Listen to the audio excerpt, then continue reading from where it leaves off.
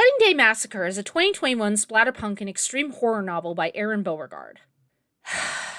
Yeah, I read another Aron Beauregard book.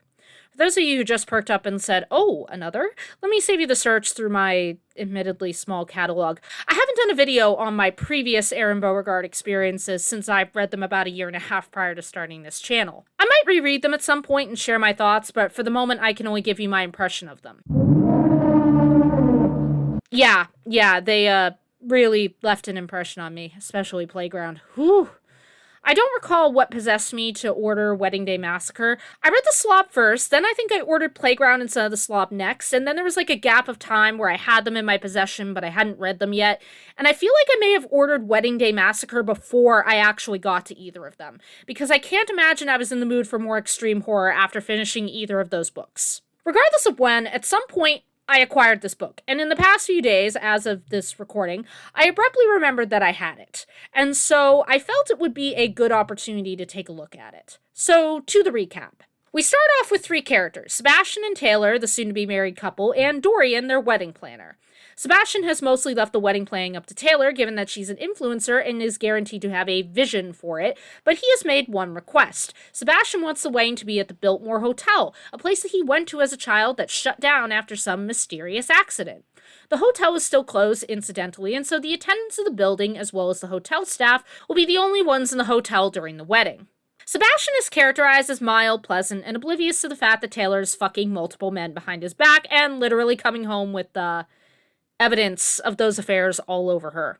Taylor doesn't really care, though. She plans on marrying Sebastian, waiting a couple of months, and then falsifying abuse allegations against him so she can walk away with all of his money.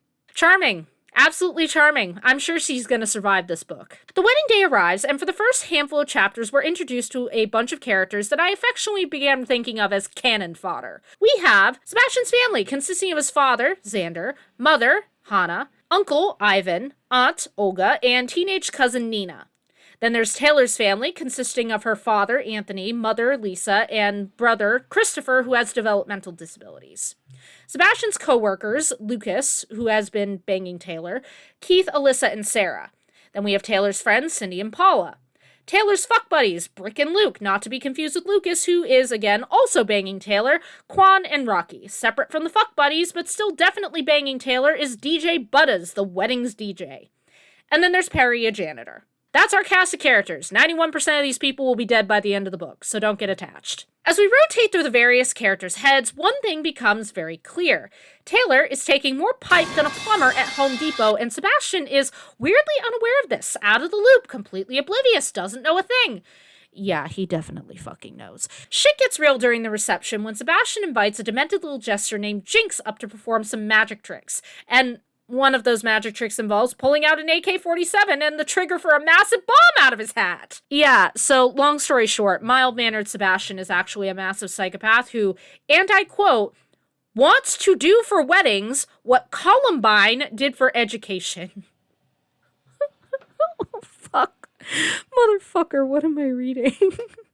What unfolds over the next several hours is truly inventive and sadistic mass slaughter on a scale heretofore unknown to man. This includes, but is not limited to, children getting blown up, people getting ripped apart with chainsaws, cannibalism, a nitric acid dunk tank game, and a wedding cake challenge that would just absolutely delight Chandler Morrison. Sebastian and Jinx just really let their freak flags fly for this one, and every time you realize a new game is starting, you're just consumed with this morbid curiosity of, oh Christ, what is it going to be this time? Recapping this is difficult, because it really is just moments of intensely creative violence broken up by brief moments of character interaction and mild plot development. I said this in my Dead Inside video, but in my experience, this is basically the formula that Aron Beauregard's flavor of splatterpunk follows, especially when there's a large ensemble cast to be violently murdered. As before, Sebastian's main purpose here is to create a massacre so wild that it goes down in history. Apparently, he's the reason the hotel shut down years ago after he slipped rat poison into a bunch of food and poisoned several guests. Sebastian states at the beginning of the massacre that his intention is to leave at least one person to tell the story, but it ends up being a load of bullshit. The only person he intends to let survive the day is Jinx the Jester, who is actually Dorian the wedding planner, who, I'm not fucking with you, actually runs a service to turn people's wedding days into massacres. There is one other character who survives the story, but I'll leave you to learn about that if you read the book. It seems natural that as I was reading this book that I was comparing it and contrasting it to not only the other Aron Beauregard books that I've read, but also Chandler Morrison's Dead Inside, especially the cake scene. In my Dead Inside video, I broke down the definition of splatterpunk and extreme horror. In short, nowadays, in my opinion, there really isn't that much of a difference beyond, perhaps, splatterpunk being a little more deliberately countercultural. Extreme horror is, by definition, countercultural by being extreme, but splatterpunk is a little more insistent on defying specific cultural norms and attitudes. To this point, I want to compare and contrast two things from Dead Inside and Wedding Day Massacre and highlight the difference between them. In Dead Inside, there is a scene where the unnamed protagonist encounters a young woman, a victim of gang rape, who is dying as a result of the injuries she received during the assault. She reveals that she loved every second of it and actually wants the protagonist, who is a necrophile, to violate her body once she's dead. If this is your first time hearing about Dead Inside, please understand that what I've just described here isn't even the most disturbing or offensive thing in that book. I swear to God. In my Dead Inside review, I argued that this scene was offensive for the sake of being offensive, and I still stand by it. It feels like Chandler Morrison is writing one of the most offensive things possible. A dying victim of sexual assault not only enjoying the violation that will ultimately kill her, but requesting additional violation once she's gone. I don't think I need to explain why the average reader might be extremely pissed off about this particular scene. In the grander scheme of things, this scene does nothing to advance the plot or provide a dark truth or countercultural point about society or human nature. It was solely there to shock and offend. The woman dies soon after, and the incident is soon forgotten. Compare this to a particular scene in Wedding Day Massacre. At the very beginning of the book, Taylor reveals that she basically plans on setting up Sebastian. She marries him, spends a few months with him, falsifies abuse allegations after a while, and walks away with a lot of money and a mountain of sympathy from the internet. She flat out references the Me Too movement and how it's made it possible for her to pull this fuck shit. If I recall correctly, she says, the talking heads always believe the woman. There are two big differences between this scene and the one in Dead Inside. One, it serves a purpose by characterizing Taylor, a major character in the story. It tells us that she is a gold-digging psychopath who only cares about manipulating and bullying her way to the top. It shows how conniving and callous she is, which will ring true throughout the rest of the book. It also, consequently, serves to explain her relationships with the other people in her life, particularly the men that she slept with. They are muscled-up morons that she plies with sex to get her way. It also, incidentally, serves as a form of dark irony. Taylor intends to screw Sebastian over, and it was, in fact, him who ended up being the one to screw her. But the second thing that this scene does is make a very specific point. There are women who deliberately fabricate false allegations against men to get sympathy and money. Me Too was a very mainstream and very popular movement for a long time, and for many still is, so indirectly critiquing its effect does fall under the heading of countercultural, in my opinion. And while there are some that will scoff and dismiss this roundabout criticism offhandedly as misogyny, there are a lot of people for whom the statement's going to ring true. There are people who have had abuse allegations fabricated against them, people who have been slandered as evil because the public is ready and raring to side with the perceived victim than they were to wait for more information to come out. Just so we're clear, I'm not stating my personal opinion on the Me Too movement here. I'm just communicating how it fits into the larger subject of culture and counterculture. So don't yell at me in the comment section. Or do. I really don't give a fuck. You're strangers on the internet and you can't do shit to me. Cope and seethe. But the point I'm making here is that if there is a point to the scene from Dead Inside beyond shock or offense, I can only say that it's meant to be fucked up people exist. That does seem to be the theme, for lack of a better word, that Dead Inside is going for. Fucked up, degenerate people are everywhere, and they've somehow convinced themselves that everyone else in society are the freaks for not banging corpses or eating babies, I guess. The scene from Wedding Day Massacre, on the other hand, fits more of the classic countercultural nature of splatterpunk. What I'm saying isn't popular, it's going to offend people, and it's gonna piss you off, but there are going to be people with whom the message resounds.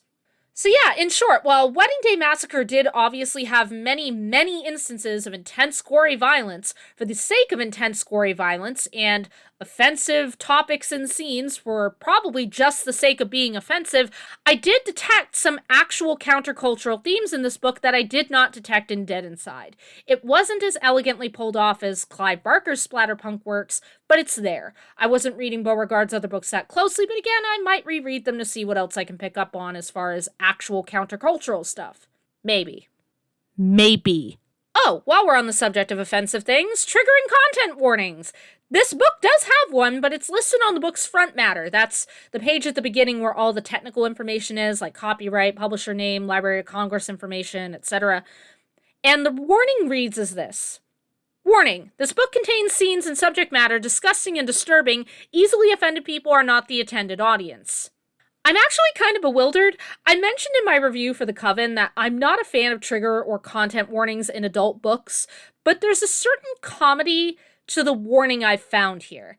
This book is objectively 100% more disturbing and offensive than anything Harper L. Woods has ever written, and yet the warning is significantly vaguer than the one she gave in The Coven. Most book talk girlies would absolutely burst into flames if they read this book. The content of this book blows the usual discourse around problematic content out of the water. It's funny, actually, to consider how it works. Of Aron Beauregard's books, the highest rated ones are those that haven't, I guess as you might say, breached containment. Playground and The Slob have been read by thousands of people, and their ratings are subsequently lower, probably because they've been read by non-extreme horror fans who are getting hit with something that they weren't prepared for. Meanwhile, Beauregard's books that are read by a smaller number of people have much higher ratings. It really does reinforce the idea that there's an audience for everything. And Jesus was everything present in this book. In keeping with the minimal spoilers tone for this review, I'm not going to do a blow-by-blow of every fucked up scene in this book. I feel like if I do that, I'm taking away pretty much 90% of what you would read this book for in the first place. But I will say that Beauregard did get diverse with this one, like in Playground. He had some normal things that were made horrifying, like the catching of the bridal bouquet being turned into a fight to the death, and also there was a 4-way fight in a ring that involved some very gruesome weaponry. But then you also had stuff like the first, I think it was the first, big challenge for the guests. One character representing the guests is put at a table with a hotel maid, and another character is put in a circle with the remaining hotel staff. And then Sebastian has Taylor plop a dead child's head on the table. The challenge is effectively that the two have to consume pieces of the dead child's head. Whoever wins lives, and whoever loses condemns themselves and their friends and coworkers to death as well. The book was exceptionally gory, which, I kind of expected. I'll at least give it to Beauregard that he made it interesting. Not always easy to do when the entire book is dedicated to being as gory and fucked up as possible, but if you're into fucked up and gory splatterpunk, this one should fit your needs nicely. What else? So the Cannon Fodder cast. I'll say this for Beauregard, when there's no limits, no one is safe. I take quick notes when I'm reading books, and when I got to the part where they mentioned the kids' table, I wrote, "Oh no, there are children here." Because I knew that they weren't safe just by virtue of being children, like in a lot of mainstream horror. I'll say that for splatterpunk and extreme horror, they have their own special sense of tension because, generally speaking, they're less concerned about potentially offending their audience with who they kill off and how graphically they do it. I will say that the kids getting blown up fairly early on in the book wasn't as graphic as it could have been, which kind of lulled me into a false sense of security that I wouldn't have to read about children getting mutilated in horrible ways in graphic detail, but then Beauregard did the challenge between that one character and the hotel maid, and I'm like, oh, great, had to throw that in there. I don't know what I was expecting. I know who I'm reading. Similar to when I read Playground, I sensed that some of the characters had a better chance of surviving than others, but it was a genuine toss-up for me on exactly how things were going to shake out. My favorites for survival were Perry, Nina, Lucas, Alyssa, and Taylor, in that order. Perry, the janitor, was written as so relatively good that I felt like Beauregard was setting him up for success. We actually read from his perspective, which made me marginally more certain that he would survive. Nina, Sebastian's cousin, similarly seemed to be a nice enough girl. She's 19, if I recall correctly, so not a child, but still a teenager. Not that Beauregard has any qualms about killing kids in his books, but combined with her personality, it made her more innocent than the rest of the cast. But we also don't get to actually see her perspective, so I was leery on whether or not she would end up being cannon fodder. Lucas was a dick, but when shit hits the fan, he's in the bathroom, and Beauregard treated me to more of the just Lovely, lovely descriptions of bowel movements that I did not fucking need. Thank you for that, sir. And intelligently, Lucas stays in the bathroom for most of the book. I sense that it was too easy, that Lucas probably wouldn't survive that simply. Again, he's a dick too, so this author really enjoys killing off dickheads as much as the next horror author. But it gave him higher odds than anyone in the ballroom for me. Alyssa was another relatively nice character. She shamed her friends for wanting to snitch on Lucas for being absent from the room, and generally seemed decent enough, so I thought she might be a good candidate for an unexpected survivor. Taylor, I felt, had some odds of surviving as a sort of fucked up final girl thing. Sebastian obviously wasn't going to forget about her, and he also knew that she was cheating on him, so I suspected that he would be honing in on her specifically, at least at a couple of points during the book. Again, I won't say who, if anyone, made it until the end, but it was interesting to watch my list whittle down over time. I'll also say that Wedding Day Massacre was surprisingly funny at a couple of points. There's one particular scene where there's a fight to death over the bridal bouquet, and DJ Buttas, I can't remember if he did this spontaneously or if Sebastian told him to, plays the Benny Hill theme song over it. I love that song, and I kind of laughed like an asshole during that part, so kudos to you, Aron Beauregard, you got one out of me. Finally, I was delighted to have figured out that Jinx the Jester was Dorian the wedding planner long before the big reveal, so I was very satisfied with my deductive reasoning skills for that. So, overall, highly disturbing and fucked up book, which is generally what you're guaranteed when you pick up an Aron Beauregard book.